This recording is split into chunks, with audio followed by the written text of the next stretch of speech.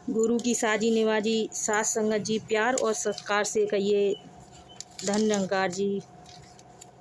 सास संगत जी, आशा करती हूँ कि सद्गुरु की असीम कृपा से आप सभी अच्छे होंगे। आज मैं आपके लिए एक नई साखी लेकर आई हूँ। साखी शुरू करने से पहले आप हमारे चैनल पर नए आए हैं तो चैनल को सब्सक्राइब करें, वीडियो को लाइक करें, कमेंट में धन निरंकार जी लिखना ना भूलें और अंत में वीडियो को अंत तक अवश्य ही देखें। वीडियो पूरा देखना ना भूलें। सास संगत जी, आज की साखी एक तरफा पक्ष सुनकर निर्णय लेने की है। सास संगत जी, पुराने समय की बात है। एक गांव में अभय नाम का बहुत ही गरीब व्यक्ति रहता था, जिसकी पत्नी सुनीता थी। उनके पिताजी बीमार थे। सास संगत जी, गरीबी इतनी ज़्यादा थी कि 2 वक्त भोजन के भी मुश्किल से चलता था, कुछ गुजारा मुश्किल से चलता था। एक बार की बात है, घर में आटा बिल्कुल नहीं था, तो सुनीता ने अभय से कहा, कहीं से आटा ले आओ जिससे भोजन बन जाए। पिताजी और अपनी बेटी बहुत भूखी हैं। तो उसने जैसे तैसे आटा डाल का इंतज़ाम किया और भोजन प्राप्त हुआ। तब अभय ने शहर जाने की योजना बनाई और सुनीता से कहा, मैं शहर जा रहा हूँ, तुम पिताजी और बेटी का ध्यान रखना, मैं वहाँ काम करूँगा और समय समय पर पैसे भेजता रहूँगा। तो सुनीता ने हाँ में उत्तर दिया।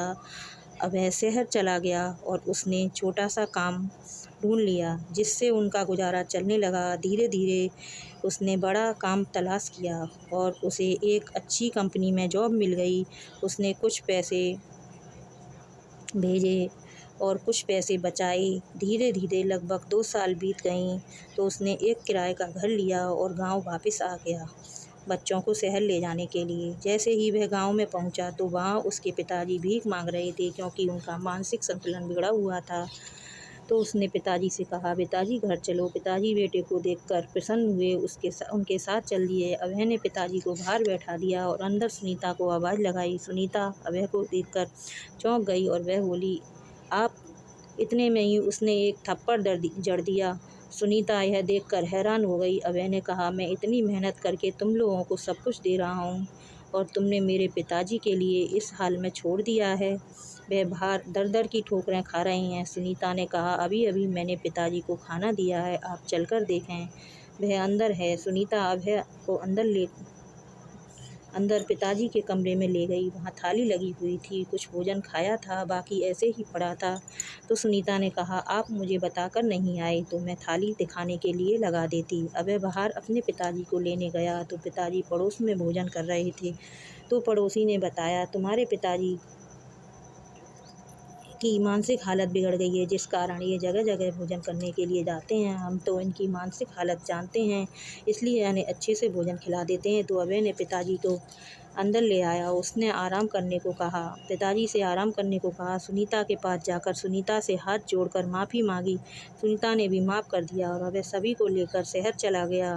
सभी खुशी से रहने लगे। साथ संगत जी, हमेशा इस बात का ध्यान रखना चाहिए, कभी भी एक तरफा बात सुनकर उस पर निर्णय नहीं लेना चाहिए, बल्कि दोनों पक्ष की बात सुनकर इस पर अच्छे से छानबीन करने का फैसला लेना चाहिए। साथ संगत जी, दासी के साथ ऐसा अनेकों बार हुआ। दासी को लोग रिश्तेदार, पड़ोसी, मित्र गलत समझ लेते हैं, लेकिन सच्चाई आने पर पछतावे के सिवा कुछ हाथ नहीं आता है। दासी बहुत समझाने की कोशिश करती है, लेकिन समझने की कोई तैयारी ही नहीं होता और जब समझ आती है तो सब कुछ हाथ से निकल जाता है, यानी